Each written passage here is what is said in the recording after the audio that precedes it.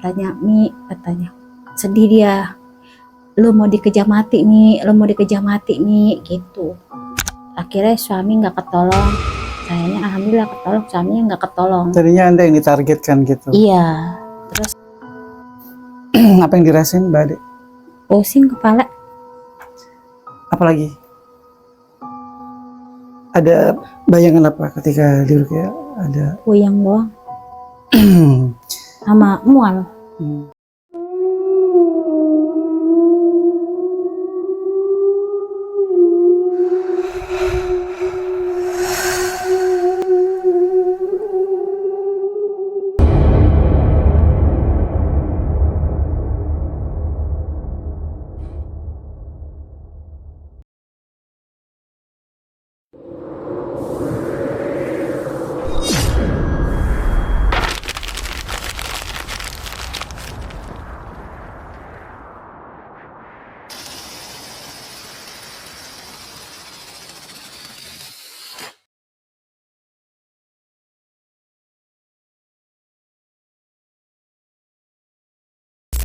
Assalamualaikum warahmatullahi wabarakatuh. Selamat datang di MRL3 Channel. Malam ini kita udah kehadiran narasumber, yaitu Mpok Ade. Mpok Ade pernah cerita nih di channel kita, dan dia mau cerita lagi nih yang lebih mistis, karena dia diteror sampai hari ini. Langsung aja kita sapa narasumber kita, yaitu Mpok Ade. Assalamualaikum Mpok Ade. Waalaikumsalam. Apa kabar nih?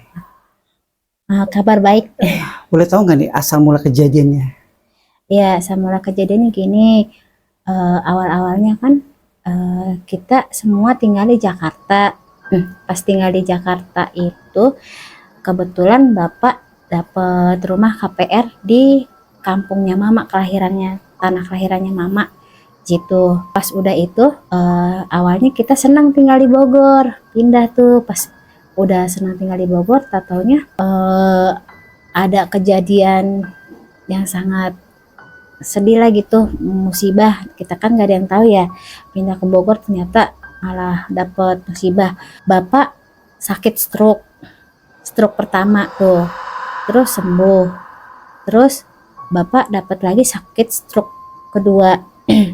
Nah terus mama nungguin nih rumah sakit. Terus pas udah itu bapak belum sembuh, mama kan ngaji-ngaji ikro lah di atas gitu, belajar. Ada yang nimpuk tuh gentengnya 3 kali timpukan, 3 kali malam tuh, 3 kali berturut-turut, 3 malam lah timpukan pertama, timpukan kedua. Pas timpukan ketiga tuh muka mama langsung bengkak, berair, bernanah. Terus sempat sembuh tuh, akhirnya sembuh. Terus emak jagain bapak tuh sakit stroke kan di rumah sakit. Bapak sembuh, emaknya sakit tapi nggak sempat dirawat di rumah sakit, emaknya di rumah aja. Terus nggak lama kemudian emak meninggal. Sebelum kejadian itu yang ada yang nimpuk-nimpuk itu kebetulan tetangga setempat tuh kan lagi ronda tuh, tetangga lagi ronda, terus ngelihat ada kayak banaspati tuh katanya. Terus banaspati tuh masuk ke dalam rumah bapak gitu. Tapi sebelumnya itu ada kejadian yang aneh nggak sebelum bapak stroke? Ada tuh, setelah bapak sebelum kejadian stroke tuh ada tamu pas Ba'da Isya. Pas Ba'da Isya tuh tamu datang terus bikin kopi. Pas bikin kopi itu tiba-tiba gelas kopi itu ada 2, pecahnya serempak barengan, rak. Terus 3 hari kemudian bapak sakit stroke. Itu awalnya bapak stroke ya. Terus bapak dirawat. Iya. Terus nggak lama ibu sakit. Terus datang tuh ponakannya dari mama situ, nangis dia, kemasukan uaknya mama. Oh katanya, itu jin yang ngaku uak. Iya, katanya Mi, katanya sedih dia, lu mau dikejar mati Mi, lu mau dikejar mati Mi, gitu. Ternyata yang ngerjain juga bukan orang jauh-jauh, masih orang dekat gitu. Ya karena mungkin iri kali ya, kita kan nggak tahu manusia ya. Habis itu saya kan terus nikah tuh ya. Pas nikah kejadian sama almarhum suami juga, kena pas menjelang maghrib. Saya kan nungguin almarhum suami belum pulang. Tiba-tiba di samping rumah tuh, di kontrakan itu kan masih ada sisa tanah tuh ya. Jadi di samping rumah kayak ada orang. Dia tadinya mau keluar karena pantulan cahaya, mundur-mundur gitu, kayak abis ngerjain sesuatu gitu. Pas itu saya ngomong kan kedengeran tuh dari lubang itunya kan, dari lubang angin. Itu siapa ya, dia nggak jadi keluar, jadi mundur. Pas sudah itu sempat nih nggak bisa napas. Habis kejadian itu, habis ada yang naruh sesuatu tuh, sempat nggak bisa napas. Pas itu bisa baca-baca doa, mental ke suami itu. Akhirnya suami nggak ketolong. Sayangnya alhamdulillah ketolong, suaminya nggak ketolong. Tadinya Anda yang ditargetkan gitu. Iya. Terus setelah, Tapi Anda punya bukti nggak apa yang ditaruh sama sosok yang naruh benda itu? nggak cuma ngeliat orangnya aja, persis. Tapi bendanya ketemu ya? Aku nggak sempet nyari-nyari, soalnya aku maksudnya lebih biarlah kalau misalkan memang ada kata almarhum juga, kalau misalkan salah satu kita ada yang mati, dibunuh atau secara halus, nanti urusannya sama Allah, biarin kita mah, kata gitu, nggak usah dibales, kata gitu, kata almarhum. Sempat almarhum ngomong gitu. Terus pas kita udah pindah juga ada yang nempatin situ tuh, rumah itu. Terus katanya gini, ini rumahnya masih berasa bekas guna-guna santetnya masih ada gitu, kerjain ya. Setelah itu kita pas suami udah nggak ada, dia 40 hari dia meninggal, pulang lagi nih dari Bogor, terus cabut berkas ke Jakarta Timur, ya balik kayak ke Bogor, tapi belum cabut berkas, masih Jakarta Timur saya tinggalnya, tapi alamatnya udah sana, tapi sayanya di sini di Bogor. Pas saya udah tinggal di Bogor tuh udah nggak ada suami, ada aja kejadian yang aneh-aneh juga sama gitu. Seperti saya kan lagi kerja nih, ceritanya nih belum pulang kan kalau udah mau maghrib aja nih. Pas sudah mau maghrib pulang, ada bekas di pintu tuh, pintu baru dibuat tuh ya, masih bagus kan, masih Pintunya masih baru gitu. Triplek itu masih bekas, dicampur kotoran tuh, nggak kayak dari air got, campur kotoran apa gitu ya, kena ke pintu, kayak mau supaya aku kenapa-napa gitu dah sama orang dikerjain. Jadi di teror bentuknya lumpur gitu ya. Apa yang terjadi itu setelah itu? Ya udah itu ada kayak misalkan kita dipersulit cari-cari nafkah gitu kan, cari rezeki. Tapi insya Allah, alhamdulillah, saya disuruh sama emak angkat sama abang suruh puasa. Nah saya puasa, terbuka tuh akhirnya. Setelah puasa terbuka pintu rezekinya, terus berjalan lancar. Terus entah kenapa tiba-tiba ada lagi kejadian aneh, tunjuk saya nih, tiba-tiba ada belatung, padahal kan tangan nggak ada yang luka, nggak ada kejatuhan apapun, nggak ada yang binatang hewan mati gitu, nggak ada. Terus saya giniin kan, saya teprak. Udah itu nggak lama, pas kebesokannya tangan saya nyeri kayak ngilu sakit gitu. Nah pas udah itu mak angkat nyuruh gini, itu tolong diambil air beras, tolong dibaca-bacain doa, terus disiramin tuh pintu, dielap pakai air bekas, air cucian beras itu buat itu. Pas kita lagi baca, air beras itu buat disiram ke yang ke pintu itu, entah kenapa tuh di air beras yang di ember itu tiba-tiba berasap, ngeluarin asap dengan sendirinya itu, dari doa-doa gitu, dari bacaan doa dan dari salawat dah, salawat nabi gitu, kita kirimkan doa juga. Pas itu dulu pernah juga ada kejadian yang pernah kan bilang hujan ular kan, berbentuk awan hitam, hujan turun bukan air tapi ular. Nggak lama tuh kemasukan ular juga di rumah, ular anak kobra. Nyata itu? Nyata, hampir, tapi untungnya dia nggak matok, ada di samping kaki gitu. Pas hujan lebat terus saya sapu, terus saya kasih garam, terus saya bacain doa, terus kelepek, terus palanya itu ngeliat palanya berdarah, pala tuh ular. Cuman padahal nggak dipukul, nggak ada apa, cuman kasih garam doang sama baca doa, dia kelepek. Kata mak angkat sih, kan mak angkat orangnya agak punya indigo ya, bisa lihat dengan mata batin deh, bisa lihat. Itu mah bukan ular sembarang ular, itu ular kiriman katanya. Ada seorang yang gak suka gitu sama lu, itu melalui magic lah kerjain, ada jadi persulit gitu. Tapi kalau kita baik sama orang, insya Allah kita banyak sedekah ikhlas lillahi ta'ala, ada aja pertolongan Allah selalu menjaga diri kita. Terus pas habis itu nggak lamaan tuh ya, saya di kontrakan itu kayak nyata gitu, ada cewek ngasih, memaksa untuk ngasih makan saya pakai gelas bekas aqua tuh, aqua yang buat kopi, belatung, isinya belatung. Di gelas itu penuh sama belatung. Anda disodorkan gitu. Mending sudah disuapin pakai sendok. Anda disuapin. Iya, suruh makan, maksa gitu. Sosoknya seperti apa, wanita? Kuntilanak. Nyiapin, anaknya nggak mau, istighfar kan, terus dia hilang. Gitu. Pernah juga kejadian kayak baru tidur, tiba-tiba kayak nyata gitu, baru tidur. Nggak dibilang mimpi mah enggak. Kalau mimpi kan dari tidur tuh sampai pagi ya, baru bangun sadar. Ini mah enggak, baru tidur gitu, tapi diperlihatkan gitu, tapi nggak mimpi, kayak nyata gitu, nggak ngimpi. Nyi Kidul lewat di atas tuh, Nyi Kidul, di sampingnya ada bendera warna hijau, terus ada pakai mahkota kuning keemasan, pakai bajunya hijau, terus ada kudanya, kuda coklat berponi, dia lewat, terus tapi di bawahnya ada ular. Tuh, ular hitamnya, atau ularnya agak ular bludak kalau orang sini bilang mah ya, ular bludak tuh hitam.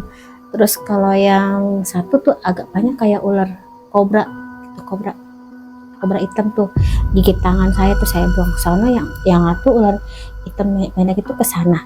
Halaman tuh tetangga yang pada berantem habis mimpi itu, cekcok gitu ya, berantem. Itu merasa aneh aja, kok mimpi, kok kayak mimpi tapi bukan mimpi, tapi kok kejadian mau ada yang ribut gitu. Setelah mimpi itu warga ada yang gimana tuh, sakit atau cekcok doang? Cekcok doang. Nah terus pas itu ada warga orang Bogor juga nih, orang Bogor sakit ya, sakit ketiaknya bolong dua-duanya, ketiaknya bolong itu, kedua-duanya itu sebelum dia meninggal tuh ya, dia itu suka ngejalanin uang riba gitu. Minta darat gitu ya. Jadi orang yang udah pada bayar bilangnya belum sampai dia meninggal. Pas dia meninggal juga tanah kuburannya pas digali itu bentuknya batu semua, si batu gali-gali, katanya yang gali kuburan itu pas ngelamaan batunya udah hilang, keluar tuh ular. Jadi orang-orang pada takut karena takut sama ular kan. Ularnya cuma satu aja atau beberapa? Ularnya banyak di dalam kubur. Terus diturunnya pakai tali tambang. Oh, karena mereka takut akhirnya pakai tali untuk tambang buat nurunin jenazah. Dipatok ular. Pada ngeri tuh. Ya semasa hidupnya ya gitulah. Terus ada lagi katanya nih si yang bersangkutan nih, istrinya bicara suaminya dulu udah 2 kali mati suri. Itu disaksikan sama istrinya aja atau warga juga? Warga semuanya. Warga juga ikut tahu kalau dia pernah? Warga juga, iya. Mati suri 2 kali? Iya, 2 kali.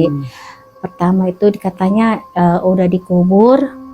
Yang kedua sebelum dikubur. Yang udah dikubur itu sempat udah dikubur itu dia baru ditalkin doang ya. Dia bangun lagi, terus kata dia sih, katanya ada yang datang sambil bawa apa gitu di pundaknya, sambil ngucapin assalamualaikum. Ada sosok kayak berbusana putih gitu, serba putih, ucap assalamualaikum kepada almarhum gitu. Tapi dia ternyata hidup lagi. Dia semasa hidupnya katanya sih sering puasa gitu. Masya Allah. Nah pas itu mati lagi yang kedua, tapi Allah masih kasih panjang umur sampai sekarang. Masya Allah. Gitu. Itulah hikmah atau fadilah dari puasa sunnah gitu ya. Terus juga ada nih tetangganya almarhum guru ngaji, Dia juga sempet ngeliat kan di dinding kamarnya itu ada tulisan lapas-lapas Allah tuh. Katanya dia nggak sengaja ngeliat kayak ada dua sayap tuh terbang-terbang gitu. Ngelilingin lapas-lapas Allah yang ada kayak lukisan-lukisan gitu. Lukisan lapas-lapas Allah. Nah, mata gua kenapa jadi begini ya, kata gitu. Lihat apaan lu? Ini kayak ada yang terbang, ada sayapnya gitu, Tapi putih. sosoknya apa? Dewasa, biasa kayak bentuknya anak bayi bersayap atau gimana gitu? Dia bilang sih Kayak orang peri gitu. bersayap, tapi temannya di sebelah nggak ngeliat, tapi dia ngeliat. Gitu. Sosoknya laki gitu, atau perempuan? Tahu itu dia guru ngaji, yang bisa ngeliat cuma dia guru. Oh, jadi Anda nggak dapat informasi sosoknya kayak gimana bentuknya atau rupanya? Dia ngomong seperti itu, dia guru ngaji, karena dia yang ngeliat. Temannya mah di sebelah kagak ngeliat, dia doang yang ngeliat. Dia ngajarin anak-anak kecil, anak-anak TPA PAUD tuh ngaji. Itu orangnya sih ada sekarang juga. Itu aja udah. Oh, sampai situ aja ceritanya nih.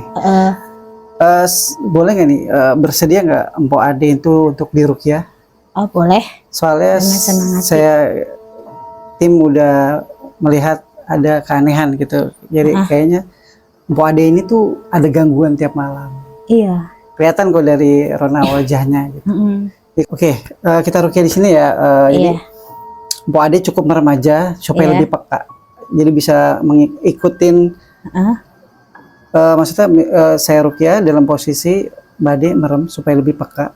Yang mudah-mudahan insya Allah diberikan gambaran-gambaran tentang apa yang ada di dalam tubuhnya, gitu ya.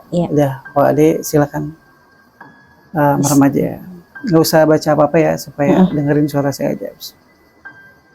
Bismillahirrahmanirrahim. A'udzubillahi samil alim minasyaitan. A'udzubillahi samil alim minasyaitan. A'udzubillahi samil alim minasyaitan.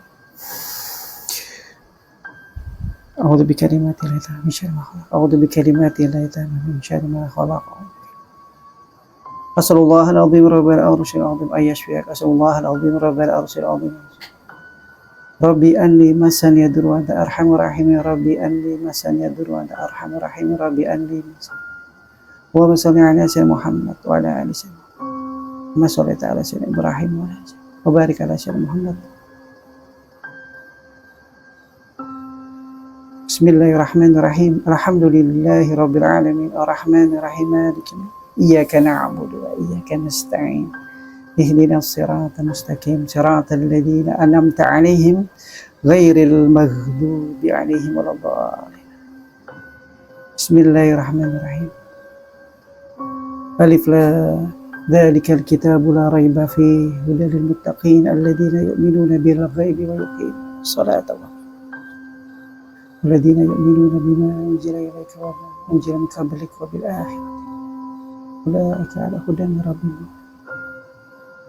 آمن الرسول بما أنزل إليه من ربه والمؤمنون كل آمن بالله وملائكته وكتبه ورسله لا نفرق بين أحد من رسله وقالوا سمعنا وأطعنا غفرانك ربنا لا يكلف الله نفسا إلا وسعها لها ما كسبت ربنا تغفر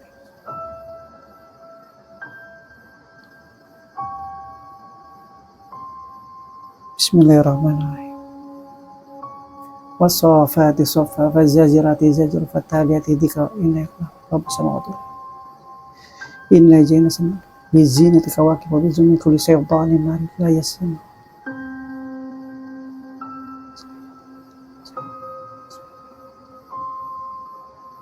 Allahu la ilaha illa huwal hayyul qayyum la ta'khudhuhu sinatun wa la nawm lahu ma fis من ذا الذي يشفع عنده إلا بإذنه يعلم ما بين أيديهم وما خلفهم ولا يحيطون بشيء من علمه إلا بما شاء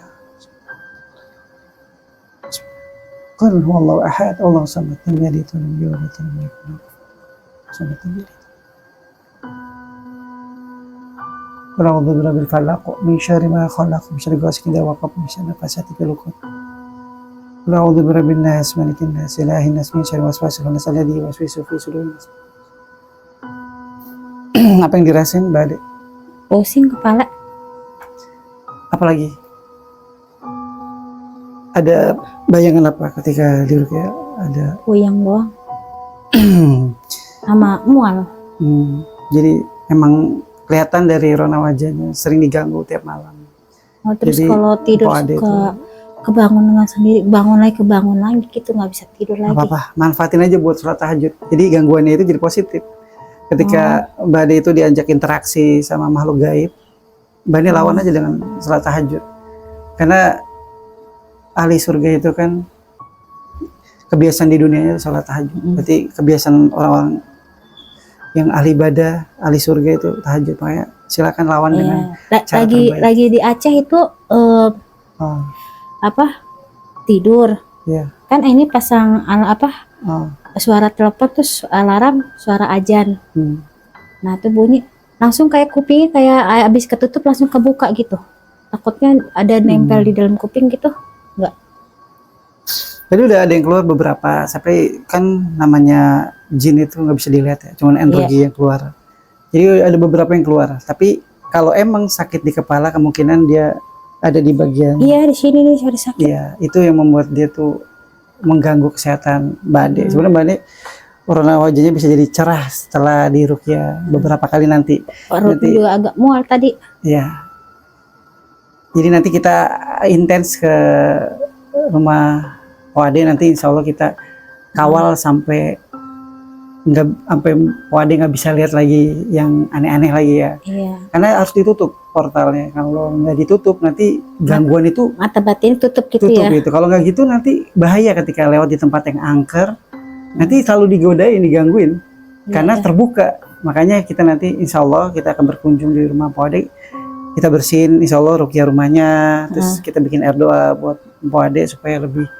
Iya. Ini masih merasa sakit. Iya, nanti kita di lain waktu nanti kita main ke Mpok Ade. Makasih Mpok Ade udah mau cerita di channel kami. Ceritanya benar-benar penuh dengan haru ya, karena ada orang terdekat yang meninggal ya, dari bapak stroke, ibu meninggal suami dengan cara yang tidak wajar gitu. Ada kayak serangan sihir ya, diawali dengan lemparan batu, banaspati masuk gitu, tetangga lihat ya.